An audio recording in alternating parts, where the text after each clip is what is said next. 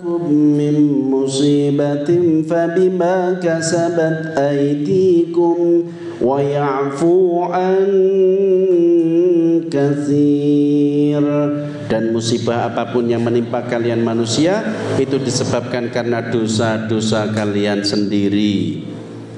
Segala musibah, bangkrut usahane, ditipu orang, jualan tidak laku, tiba-tiba utangnya banyak, tiba-tiba order hilang semua, tiba-tiba bangkrut karena dikorupsi oleh karyawannya sendiri, atau apapun ceritanya, itu Allah yang membuatnya, Allah yang menghendakinya, dan Allah menghendaki karena kita telah berbuat dosa. Maka hari ini kami menghimbau Pak, supaya ini semua lunas, semua selesai, maka segeralah untuk berhenti dan bertobat, layakkan diri dan pantaskan diri supaya mendapatkan ampunan dan pertolongan Allah. Kalau Allah sudah menolong Pak, cerita 1 hari 100 juta lunas ada, orangnya di samping saya. Dulu malah 3 hari 350 juta, beliau juga mengalaminya. Sekitar 60 atau 70 juta lunas dalam waktu 1 pekan, itu juga ada, orangnya di depan saya. Artinya pertolongan Allah itu ada dan tidak bisa dihalangi. Kalau kita bertanya, mungkinkah Allah melunasi utang kita yang ratusan atau miliaran? Mungkin. Bisakah Allah melunaskannya? Bisa. Mampukah Allah melunaskannya? Pasti mampu. Pertanyaannya bukan ke Allah, pertanyaannya ke panjenengan. Sudah layakkah jenengan mendapatkan itu? Sedangkan jenengan dipanggil sholat asar jam 3, jenengan datangnya kadang jam 4. Merasa layak itu? Hayya 'alas shalah, jam 3 asar. Panggilan ayo sholat dari Allah. Jenengan asaran biasanya jam berapa? Malah sering mepet maghrib toh? Kadang wis tarhim lagi sholat asar. Ngono kok ngomong layak. Dan sebenarnya Pak, untuk bisa layak itu sangat jauh sebenarnya loh ya. Sehebat apapun ibadah kita, hampir tidak akan mungkin layak. Oleh karena itu kita memahami, meskipun sholat kita sudah jamaah tiap hari, sedekah kita istimewa sekalipun, itu tidak akan membuat kita layak. Tapi Allah yang maha pemurah bisa menjadikan pertolongan itu bisa turun, sehingga kita nggak bisa sombong kepada Allah seolah-olah ibadah kita itu yang menjadikan pertolongan itu turun. Itu ada di Riyadhah, sehingga Bapak Ibu yang pengen lunas dengan mengikuti Riyadhah 40 hari, insya Allah di sana ada solusinya. Terakhir sebagai penutup Pak, ketika kita bicara riba, biasanya itu karena faktor keuangan. Jadi ada kebutuhan, nggak ada uangnya. Karena faktor itulah kadang riba itu terjadi. Maka sekarang dengarkan baik-baik bagaimana supaya ketika ada kebutuhan bisa terpenuhi tanpa riba, tanpa hutang.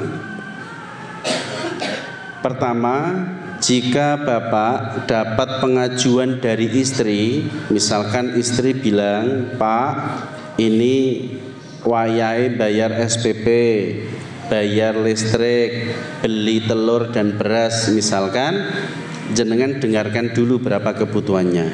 Misalnya butuhnya 2 juta rupiah misalkan ya, jenengan terima itu 2 juta rupiah, jangan marahin istri hanya gara-gara jenengan gak punya pekerjaan. Tenanglah, 2 juta itu kemudian bawa ke Allah. Habis sholat duha jenengan baca Fatihah 30 menit. Jadi dimeniti aja, jangan dihitung jumlahnya. Karena kalau dihitung jumlahnya, efeknya digerabak. Bismillahirrahmanirrahim, bismillahirrahmanirrahim. Bayar dadi, Pak. Saya kira usah mikir jumlah, dimeniti mawon.